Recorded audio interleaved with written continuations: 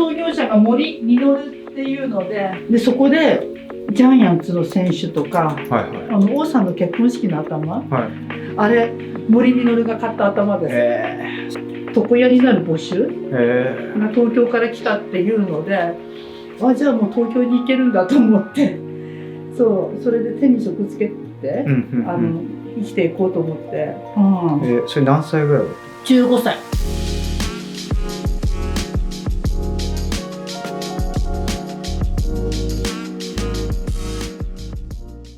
一つ目の質問なんですけども、創業についてお伺いしたいんですけども、創業はいつでしょうか？昭和46年。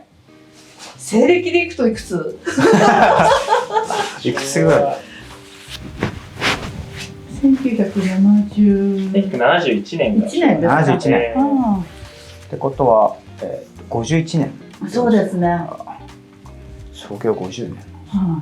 お店の名前の由来ですね。森理容室さんの名前の由来っていうのは創業者の。そうです。創業者が森実っていうので、外の看板、こっちは森理容室になってるけど、下から上がってくるとこれあれですよ。そうですよね。さっき気づきました。森実になってて、両方とも最初森実だったんです。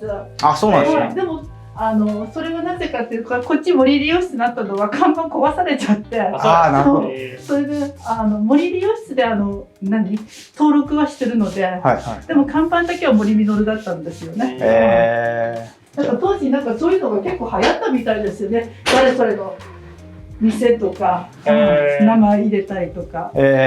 そうなんです。それで森さんがここにお店を構えた理由ってこここのね、建物建てる前に、ここはね、この近くに共同印刷の社長さんの自宅だったんです。でその当時は昭和43年ぐらいにはマスターは森実は巣鴨にねお店持ってたんです。巣鴨？でそこでここのオーナーである大橋さんっていう共同印刷のね当時の方が頭やりに来てて、それで親しくなって、ここマンションを作るからっていうので、ここに来ませんかっていうので、ここに入ってきた。じゃあここはもう共同印刷の社長さんの自宅だった。そうなんです。でその関係でここに入りませんかって言われて、それでマスターの森実の分として最初から設計に入ってたんです。その前はね、自分でお店を出す前は、森実はね後楽園球場にいたんです。今あるかな、青いビルで働いてたんです。青いビル。後楽園球場。昔ねサウナとか入っててね、ドームの向こう側にね青いビル、今あるのかどうかわかんないけど、なくなったかな。でそこでジャイアンツの選手とかやってましたよね。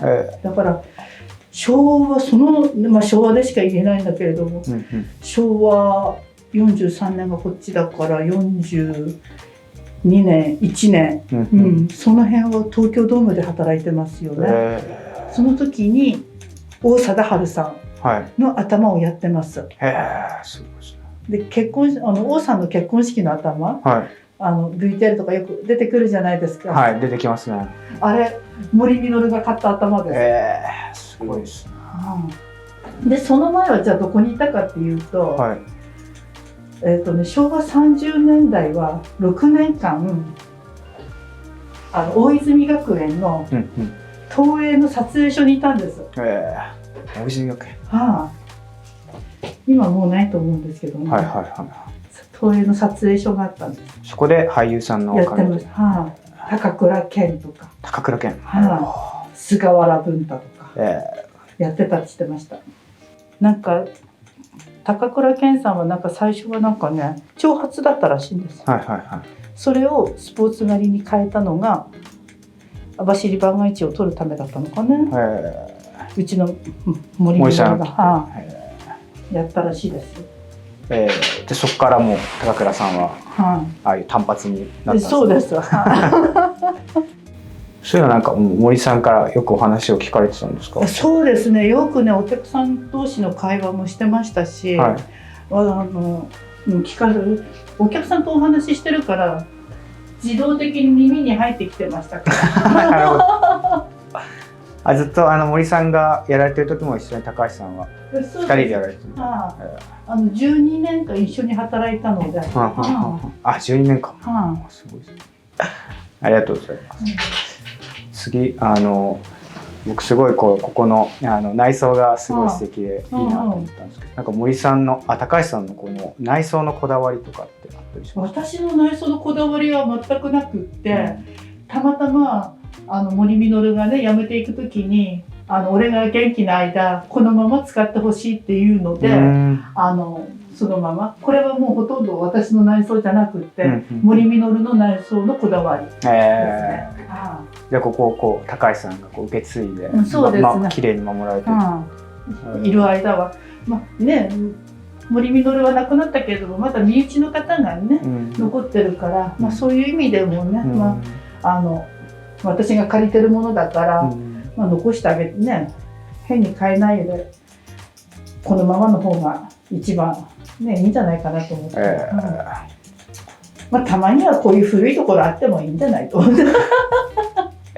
いやでもこんだけ綺麗に残されてるので、すごい昔ながらの面影がありつつ、とても素敵な内装だったんで、いや本当になかなか綺麗にされてる昔ながらの床屋さんってないんで。綺麗にしてるとかあんまり掃除、私はマスターほどねまめに掃除はできないんでね。マスターすごい几帳面だったんですか？その面ではね、もうね自分の顔だからって言ってね、本当掃除はねよくまめにやっててね、こだわってやってましたよ。内装とかも結構こだわるんですね。そうですね。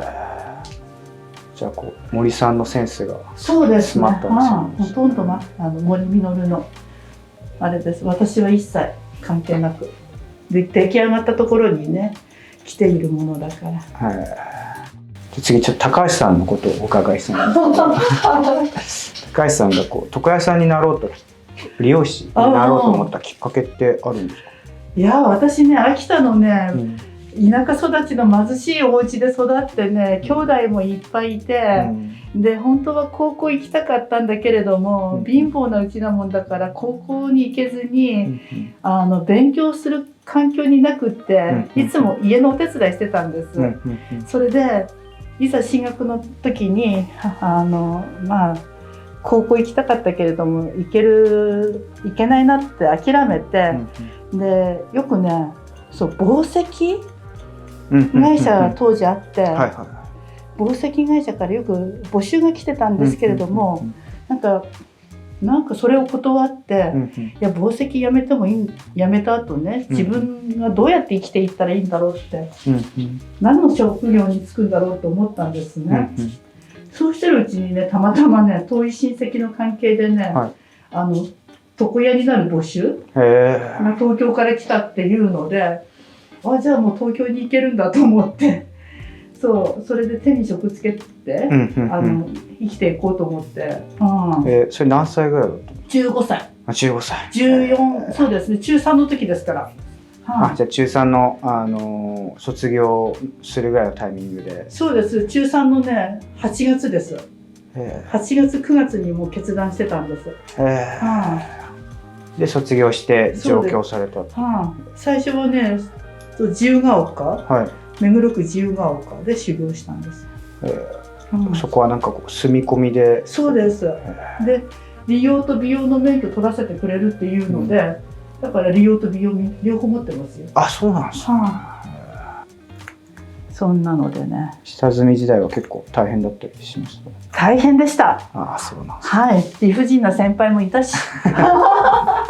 結構人はいっぱいいたんです。そうです、いっぱいいました。10人ぐらいはいたかな。少ない時もありましたけどね。10人ぐらいいました。そこで下積みされて。掃除、洗濯、そこのオーナーさんの、子供のお世話、いろんなことやりましたよ。お勝手仕事。何でもやらされました。そこではどのぐらいいられたんですか？6年ぐらいいたのかしらね。じゃあもう20歳ぐらい。そうですね。20歳ちょっと回ったぐらいまで、いて。で、その後、いろいろと転々として、ここに来たんですよ。あ、そうなんですね。いろんな床屋さん渡り歩いて。そうです。でもそれが結構ね、良かったかな。いろんなところのお店のなんかこう、ね、学びができるじゃないですか。ここのお店ではこういうふうなことやるんだとか。なんか全然同じ理容師でも、その流派によって異なるっていう。そうですね。流派っていうか、その親父さんのね、スタイル。そうですよね。スタイルによって全然異なりますよ。で、なぜかここにも定着しちゃった。なんか定着した理由とかあったんですか？定着した理由？そうね、ここの森みのるっていうのは、最初私ね、募集出した時に面接のね電話したら、どこ出身だって言うんですね、森みのるが。それで「いや秋田、そんなの聞くね親父さんって珍しいから秋田出身です」って言ったんです。そうしたらね、ぜひね面接に来てくださいって言われたんですよ。でまた森みのるはね、岩手県大船渡の人なんだから、でこんなこと言ったらあれだけど関西人大嫌いなんですよ。それでなんか東北の人じゃないと嫌だみたいな新しくて、そんなので今まで男性のスタッフが多くって、なんかお客さんからの要望もあって、なんか女性のスタッフがいいんじゃないみたいなこと言われてたらしくって、それでたまたま当時のね年頃と、なんかあれですよ、その秋田出身っていうので一致したんじゃないかしら。それでぜひっていうので、面白い。それで面接して、で次の日朝、森みのるから電話かかってきて、ぜひうちでね働いてくださいって言われて、それで「はい」っつってそのまま来ちゃって、でたまたま森みのるはうちの父親と年が一緒なんですよ。だからお父さん。で森みのるにはね女の子いないんですよね。息子一人なので、だから娘みたいな感じでいたから。そんな関係性だったんです。そうなんです。だからね、言いたいこともガンガン言って、その娘感覚で、マスターもなんか娘だと思ってくれてたみたいで、だから親子見つけたからね、初めて来るお客さんとか、みんななんか親子ですかとか、どうもなんか親子にしか見えなかったみたいで。確かに。私はいつも即答で違いますとか言ってたけどね。そんなので、そんなのでなんかね定着しちゃってるんですよね。じゃあもうお父さんと娘さんの関係性でやられてたんですね。で同じ東北だしね、名前も通じるからちょうどよかったんじゃないですかね。床屋さんをやっていて良かったなって思うこととかあったりしますか？そのなんかよかったなっていうこと、そうね、寒い時とか暑い時とか、これ私修行時代によく言われたんだけど、なんかOL とかだったら外歩きとかいうので内勤以外になるから大変だけども農家も大変だし、寒い時暑い時って冷暖房の中で仕事できるからいいよとかってよく修行してた時の親父さんに言われたことありますけど、これはなんかすごくいいじゃない。なるほど。あとね、なんだろう、他でいろんな職種のお客さんが見えるから、いろんななんかこうお話が聞ける、会話した時にその業種のね。そうですよね。あとはお客さんのちょっとしたその仕事の会社の裏話とか聞けたりとか。なるほど。いろんなこう社会の裏側を見る。聞けますね。それは床屋さんでしかないですよね。そうですね。職場ではね言えないこともここでポッとこう喋ったりとか、すごい硬い仕事をされてても、ここに来てはすごく面白い方とかいーますよね。うん、はい、どうぞ流します。はい。ちょっとまた髪の毛洗いながら質問させていただくんですけど、高橋さんのご趣味とか。私の趣味ですか。はい。あとなんだろう。意外とね、私ね、はい、食べることがお好きなので。いいですね。なんか好きな食べ物とか。好きな食べ物。何でも好き嫌いがないからね。はい、そう、何でも好きなのよね。特にお野菜が一番好きかな。いいですね。なんか好きなお店とか茗荷谷にあったりします？茗荷谷あんまりないな。ただね、はい、私ね、もともと実はね、床屋じゃなくって、はい、調理師になりたかったの。家でね、子供の時からお家庭仕事、はい、小学校5年生からお手伝いさせられて、はい、ご飯作ってたから、で最初調理師になりたかったのね。だからね、はい、お疲れ様です。まあ自分で作って食べる方が多い。あ、そうなんですね。じゃあなんか得意料理とかある？得意料理、煮物。あ、いいですね。煮物とかですかね。結構和食。和食系ですね。まあカレー、皆さんカレーって言うけれども、はい、私のカレーの定番っていうのがなくって、はい、いろんなカレーを作ってみるっていうのも私なんですよ。あ、そうなんですね。じゃあいわゆるこう日本のカレーライスとかじゃなくて、ね、インドっぽい。そう、インドっぽい。まあルーはね買ってくるけれども、はい、そう定番のカレー作りはしないです。私流にいつもなんか今日はこんな感じに作るとか、そんな感じですよね。森さんの高橋さんの得意な髪型ってあります？得意な髪型。得意な髪型。はい。好きな髪型。なんかね、そういう特別はないけども、ただお客様の癖とかに合わせてやるのが一番と思ってるから、はい、得意とかっていうのではなくて、お客様の髪の毛の質流れに合わせてやるのがいいかなって、それが得意かなっていう感じですよね。結構お客さんからのオーダーって割とこうお任せでっていうのが多いんですか？そうですね。で、何十年も来てる方っていうのはもう座ったらやってもらえるっていう感じだからじゃあ髪型も指定しない。そうしてないんですよ。またなんか森さんが、高橋さんがよく使う道具でお気に入りの道具とかあったりします？お気に入りの道具、はい、ハサミがやっぱりね、いろんなメーカーがあるけれども、はい、このハサミが私の手に一番合ってるっていうのが光っていうハサミなんですよね。光っていうメーカーさんのハサミ。そう、メーカーのハサミですね。それが一番お気に入りですね。はい、どうぞおかけください。ありがとうございます。なんかいろんなハサミ試されて、そうですね。なんか昔にね、いろいろとこうハサミ試してやっぱり定着して使ってるっていうのがもう光ですね。髪型いいですね。いや、決まりましたね。ありがとうございます。